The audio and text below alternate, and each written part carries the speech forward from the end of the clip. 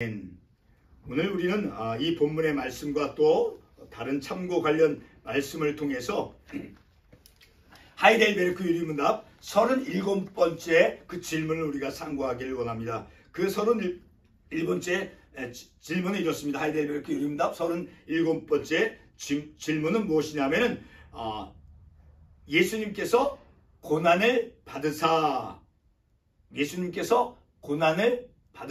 라고 하는 그 말씀 가운데, 그러니까 사도신경이 나오죠. 우리가 예배 시작 전에 사도신경을 고백했죠. 그 사도신경 우리가 고백할 때 예수님께서 본디오 빌라도에게 고난을 받으사라고 우리가 신앙을 고백했죠. 자, 그 고백 가운데 예수님께서 고난을 받으사라고 하는 그 의미가 무엇입니까? 고난을 받으심은 어떤 의미입니까? 라고 하는 그 질문에 대해서 우리가 상고하기를 원합니다.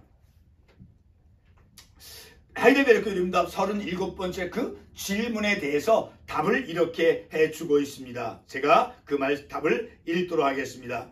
그것은 그분이 이 세상에 사셨던 전 생애 동안, 특히 생애 마지막 기간에 온 인류의 죄에 대한 하나님의 진노를 자신의 몸과 영혼에 짊어지셨다는 것입니다. 자, 이 말씀을 답을 보게 되면, 자, 주님께서 이제 죽음, 그 십자가에서 처형 당하시기 전까지의 그 과정 속에서 신문을 당하시고 채찍질을 당하시며, 자, 그러한 것에 대해서 이사야 53장 우리가 읽지는 않았지만 이사야 53장 3절 이하에서부터 우리가 본문의 말씀을 읽었던 그 10절까지에 보면 이사야 선지자가 아주 상세하게 우리 주님께서 고난받으심에 대해서 구체적인 모습을 말씀해 주고 있어요. 자, 그 말씀을 잠깐 보게 되면 이사야 53장 3절에 보게 되면 그는 멸시를 받아 사람들에게 버림받았으며 간고를 많이 겪었으며 질고를 아는 자라 마치 사람들이 그에게서 얼굴을 가리는 것 같이 멸시를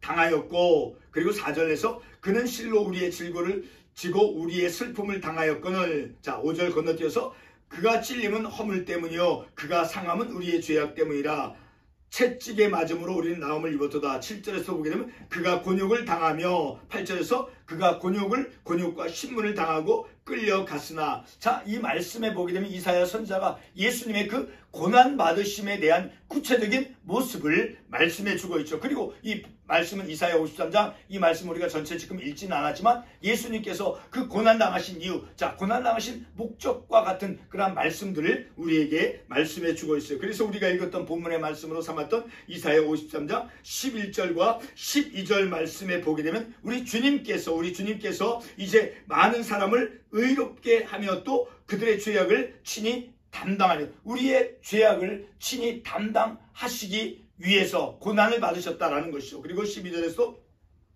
그가 많은 사람의 죄를 담당하며 범죄를 위해 기도하였다. 친히 죄를 온 인류의 하나님의 백성 그보다 더 넓게 포괄적으로 온 인류의 사람들의 죄를 친히 담당하기 위해서 십자가에서 그의 몸으로서 죽으심을 당하면서 고난을 당하셨다라는 거예요. 왜 고난을 당하신? 우리 인간의 인류의 죄를 친히 담당해 주시기 위해서, 다시 말해서 그 죄를, 우리 인류의 나와 같은 죄인의 죄를 속량해 주시기 위해서 우리 주님께서는 고난을 받으셨다라는 것을 우리가 말씀을 통해서 알 수 있게 되어지죠. 자, 방금 우리가 보았던 것처럼 예수님이 고난을 받으셨다라고 하는 그 구체적인 모습을 우리가 방금 본 이사야 53장 3절로 12절까지의 말씀에서 이사야 선지자가 아주 상세하게 말씀해 주고 있죠. 자, 그 말씀을 다시 보게 되면 우리 주님께 오실 메시아죠. 곧 예수님을 의미하는 것이죠. 자, 멸시를 당하였고, 그리고 채찍에 맞으며 곤욕과 그리고 신문을 당했다라고 말씀하고 있죠. 자, 예수님께서 고난당하신 그런 모습의 구체적인 모습들을 이사야 선지자가 이사야 53장에서 우리들에게 말씀해 주고 있죠. 자, 이와 같은 고난들은 바로 이사야 53장 11절, 12절 우리가 본문의 말씀으로 삼았던 그 11절과 12절에서 우리에게 오늘 이 저녁 시간에 말씀해 주는 대로 하나님의 그 백성들, 온 인류, 하나님의 그 백성들을 넘어서서 온 인류의 죄에 대한 그 죄악을 친히 담당하셨기 때문에 바로 고난을 당하셨다라는 거예요. 바로 온 인류에 대한 그 온 인류가 가지고 있는 그 죄에 대한 진노를 예수님 자신의 몸과 영혼에 짊어지셨다라고 하는 것이죠. 자, 우리 요한일서 2장 2절 말씀 한번 찾아가 보겠습니다. 요한일서 2장 2절 말씀. 요한일서 2장 1절 말씀. 2절. 요한일서 2장 2절 말씀. 자, 같이 한번 보겠습니다. 그는 우리 죄를 위한 화목제물이니 우리만 위할 뿐 아니요 온 세상의 죄를 위하심이라. 하나님의 백성만이 아니라 하나님께서 택하신 우리와 같은 나와 같은 사람뿐만이 아니라 온 세상의 죄, 온 인류의 죄를 친히 담당하시기 위해서 고난을 받으셨다라는 것을 우리가 이 말씀을 통해서 알 수 있게 되어지죠. 자, 이렇게 하나님의 백성들의 죄악 그리고 온 인류에 대한 그러한 죄를 친히 담당하시기 위해서 고난받으셨다라는 것을 우리가 이 구절의 말씀을 통해서 알 수 있죠. 자, 이와 같은 예수님의 그 고난당하심을 바로 오늘 본문 베드로전서 2장 24절에서 말씀해 주고 있죠. 자, 다시 한번 베드로전서 2장 24절 말씀을 한번 가보겠습니다. 베드로전서 2장 24절 말씀 다시 한번 읽어보면 친히 나무에 달려 그 몸으로 우리 죄를 담당하셨으니 그의 몸으로 십자가에서 죽으심을 통해서 온 인류의 죄를 담당하시기 위해서 고난을 받으셨다라는 것을 알 수 있죠. 다 계속 읽으면 친히 나무에 달려 그 몸으로 우리 죄를 담당하셨으니 이는 우리로 죄에 대하여 죽고 의에 대하여 살게 하려 하심이라. 그가 채찍에 맞음으로 너희는 나음을 얻었나니. 바로 주님께서 우리 인류 나와 같은 죄인의 그 죄를 담당하시기 위해서 십자가에서 그 죽으시기까지 그 고난 당하심의 그 목적은 바로 24절 본문에 말씀해 주고 있죠. 우리로 하여금 죄에 대해서 죽고 의에 대해서 살게 하려 하십니다. 그러니까 죄에 대해서는 그 죄악된 죄에 대해서 죽었다라고 하는 것은 무엇을 의미하겠습니까? 죄에 대해서 반응을 하지 않는 거예요. 그러나 의에 대해서 살다라고 하는 건 무엇입니까? 바로 하나님에 대해서, 하나님의 말씀에 대해서 살아있다라고 하는 것은 하나님의 말씀에 대해서 반응하는 것이죠. 하나님의 말씀을 순종하는 것이죠. 죄에 대해서는 죽은 자가 되어지고 그리고 의에 대해서는 하나님에 대해서는 산 자가 되어지도록 하기 위해서 하나님의 의로운 자로서 삶을 살아가도록 하기 위해서 그리고 또 한 가지 목적이 있죠. 그가 채찍에 맞음으로 너희는 나음을 얻었나니 바로 치유, 고통, 질병 가운데서 나음을 얻도록 하기 위해서 나음을 우리에게 주시기 위해서 고난을 받으셨다는 것을 우리가 베드로전서 2장 24절 말씀을 통해서 알 수 있죠.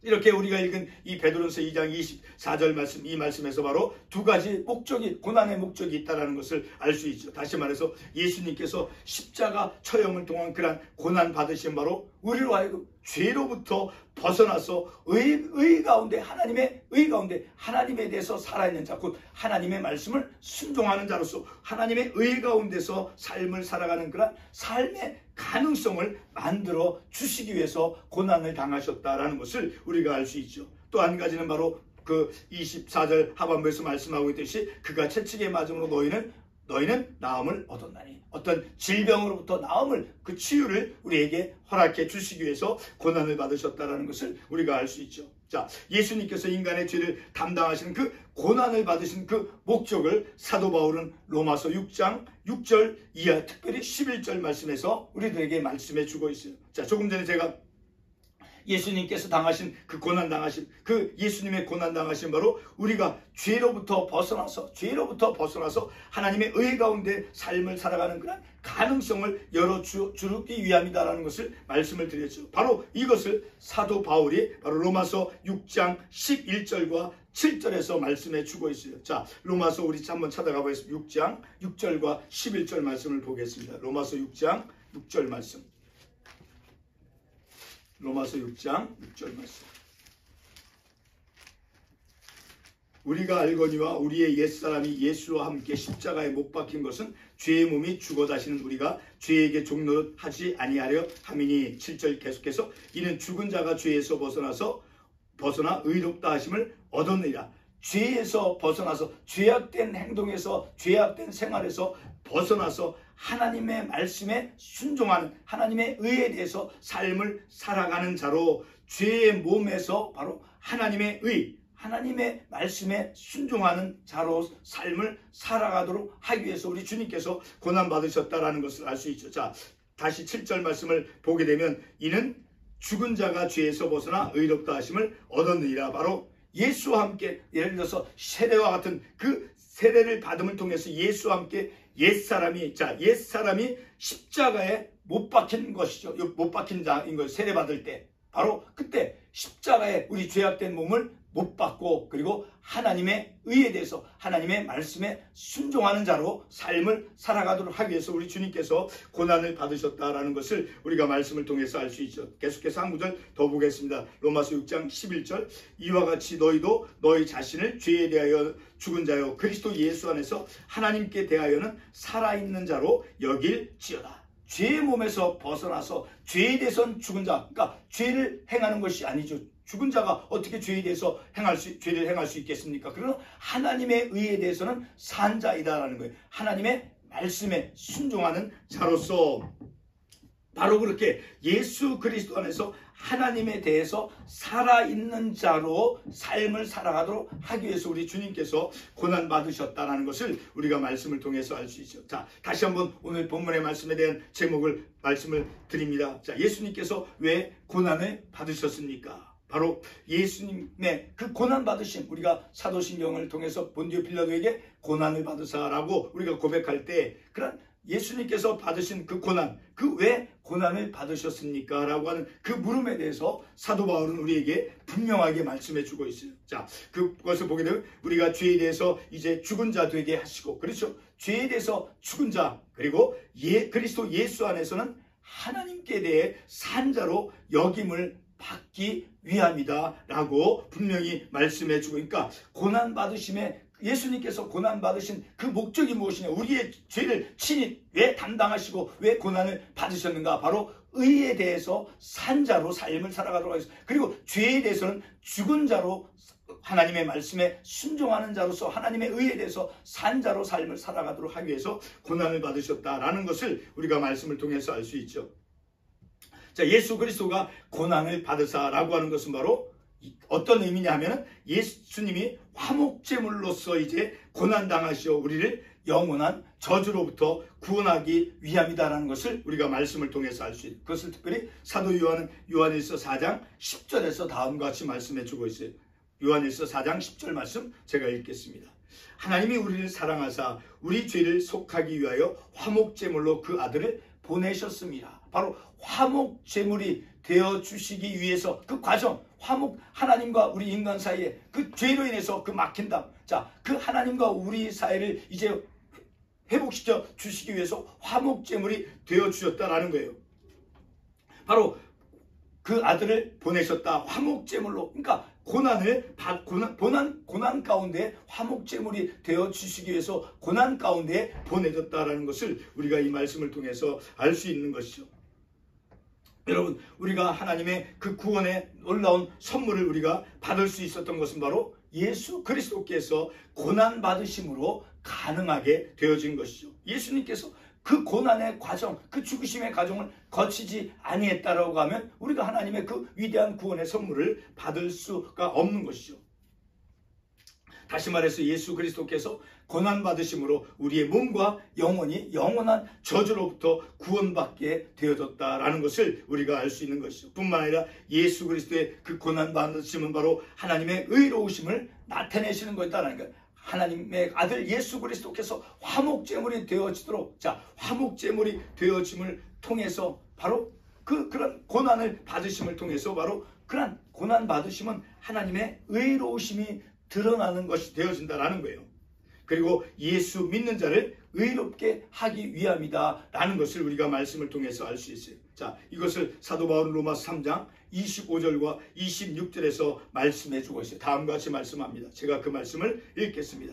이 예수를 하나님이 그의 피로써 믿음으로 말미암는 화목제물로 세우셨으니 이는 하나님께서 길이 참으시는 중에 전에 지은 죄를 간과하심으로 자기의 의로우심을 나타내려 하심이니 곧 이때 자기의 의로우심을 나타내사 자기도 의로우시며 또한 예수 믿는 자를 의롭다 하려 하심이라. 바로 화목제물로 우리 주님이 고난당하시고 그 제물로 희생당하심은 바로 하나님의 의를 드러나게 한 것이며, 그리고 예수 그리스도를 믿는 자를 또한 의롭게 해 주시기 위해서 우리 주님께서 화목제물이 되어졌다라는 것이에요.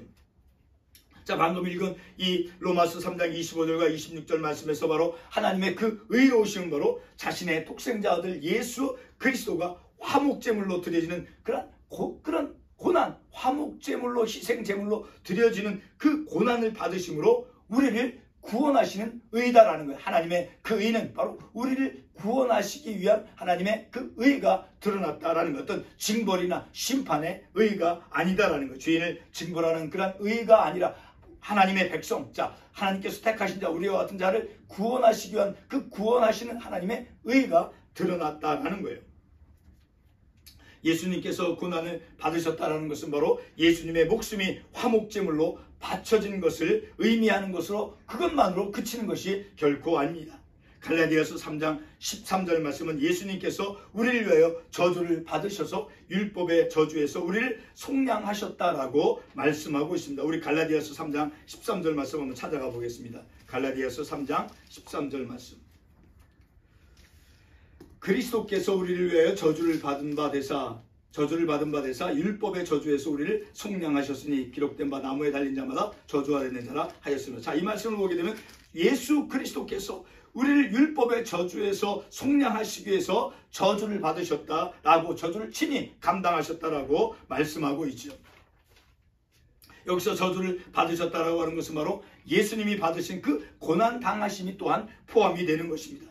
성도 여러분, 우리가 어떠한 율법적인 조건 아래 있었습니까?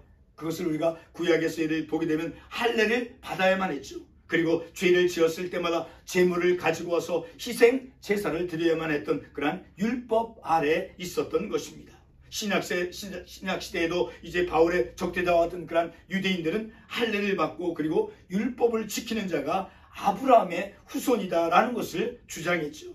자, 그런 것에 대해서 사도 바울은 갈라디아서 3장 7절에서 이렇게 말씀하고 있어요. 갈라디아서 3장 7절의 말씀을 보게 되면 그런즉 믿음으로 말미암는 자들은 아브라함의 자손인 줄 알리라. 자, 그 바울의 적대자, 사도 바울의 그 대적자들은 율법을 행함으로써만 이제 그 아브라함의 후손이 되어지고 그 아브라함의 복을 누릴 수 있다라고 주장했지만, 그러나 사도 바울은 갈라디아서 3장 7절에서 말씀하는 대로 믿음으로 말미암는 자들은 아브라함의 자손인 줄 알라. 바로 예수 그리스도를 믿는 모든 자는 바로 아브라함의 후손이고 아브라함의 복을 누린다라는 것을 우리가 이 말씀을 통해서 알 수 있게 되어지는 것이죠.